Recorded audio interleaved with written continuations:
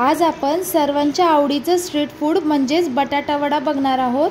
Super tasty, crispy आणि कमी तेलकट असा आपण बटाटा वडा तयार करणार आहोत। सर्वात पहिले आपल्याला बटाटा वड्यासाठीचं वाटण तयार करून घ्यायचं आहे। त्यासाठी आपल्याला 7 ते 8 हिरव्या मिरच्या घ्यायच्या आहेत, 1 इंच आलं आणि लसणाच्या पाकळ्या घ्यायच्या आहेत। लसणाच्या पाकळ्या आपल्याला यासाठी जास्ती घ्यायच्या आहे, यामुळे टेस्ट खूप छान येते आपल्या वडापावला। लगेचच आपल्याला हे दरदरीत वाटून घ्यायचं आहे। तुम्ही पाहू शकता अशा पद्धतीने आपण हे वाटण तयार करून घेतलेले आहे। बटाटा वड्याचं स्टफिंग तयार करायचं आहे आपल्याला, त्यासाठी उकडून घेतलेले बटाटे घेतलेले आहेत। आता आपल्याला हे बटाटे स्मॅश करून घ्यायचे आहेत। बटाटे एकदम बारीक करायचे नाहीये, थोडे थोडे चंक्स राहिले पाहिजे बटाट्यामध्ये। तुम्ही या ठिकाणी स्मॅशरचा देखील वापर करू शकता। तुम्ही पाहू शकता अशा पद्धतीने आपले सगळे बटाटे एकदम बारीक करून घेतलेले आपण। लगेचच आपण भाजी तयार करायला घेऊया।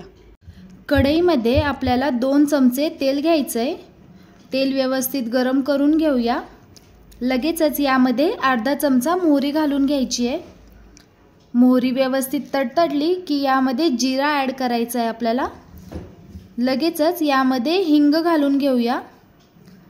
बारीक चिरलेला कांदा यामध्ये टाकून घ्यायचा आहे। कांदा व्यवस्थित परतवून घ्यायचा आहे। कांदा व्यवस्थित परतला गेला, थोडासा त्याचा रंग बदलला की लगेचच यामध्ये कढीपत्ता टाकून घेऊया। पुन्हा आपल्याला हे सगळं व्यवस्थित मिक्स करून घ्यायचं आहे।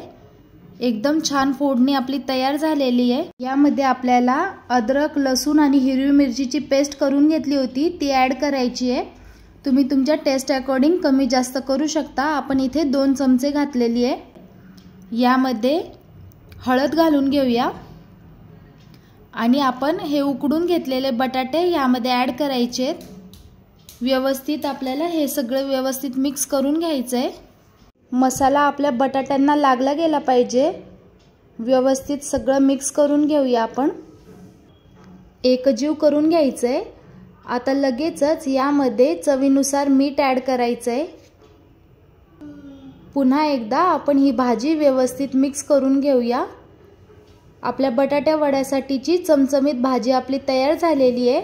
यावरती बारीक चिरून घेतलेली हिरवीगार कोथिंबीर आपल्याला टाकून घ्यायची आहे आणि आपण आता हे थंड करून घेऊया। आपल्या बटाट्या वड्याची स्टफिंग थंड करून घेतलेली आपण। आता लगेचच याचे गोळे तयार करून घेऊया। आपण या ठिकाणी लिंबाच्या आकाराचा गोळा तयार करून घेतलेला आहे। तुम्हाला हव्या त्या पद्धतीने तुम्ही लहान मोठा गोळा तयार करू शकता। अशाच पद्धतीने आपण उरलेले सगळे आपले हे गोळे तयार करून घेऊया।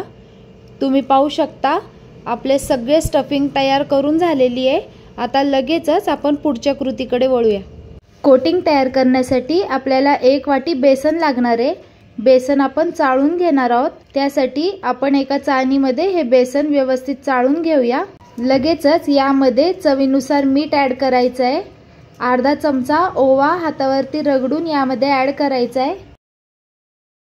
लगेचच यामध्ये चिमूटभर आपल्याला हळद ॲड करायची आहे। हळद जास्त वापरायची नाहीये। आता ही सगळी जिन्नस व्यवस्थित मिक्स करून घ्यायची आहे।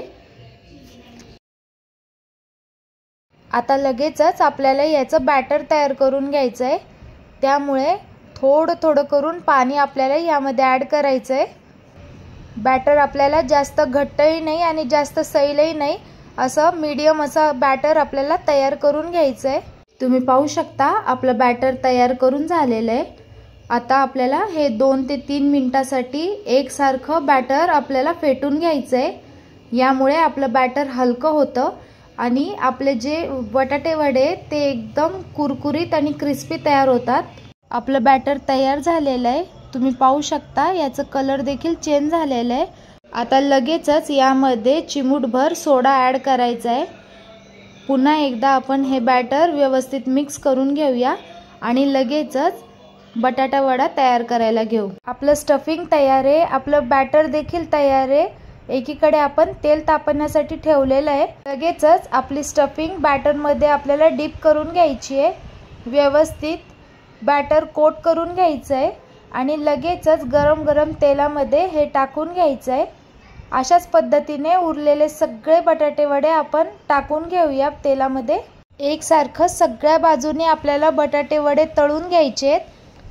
मीडियम गॅसवरतीच आपल्याला हे बटाटे वडे तळून घ्यायचेत। अलटी-पलटी करून आपल्याला हे बटाटे वडे तळून घ्यायचे। तुम्ही पाहू शकता एकदम सुरेख कलर आलेले आपल्या बटाटे वड्यांना। लगेचच आपण हे बटाटे वडे काढून घेऊया। वड्यांसोबत खाण्यासाठी आपण मिरच्या देखील तळून घेतलेल्या आहेत। कशी वाटली तुम्हाला रेसिपी कमेंट करून नक्की कळवा। आवडल्यास लाईक शेअर सबस्क्राइब करायला विसरू नका। भेटूया पुन्हा अशाच नवीन रेसिपी सोबत। Bye bye.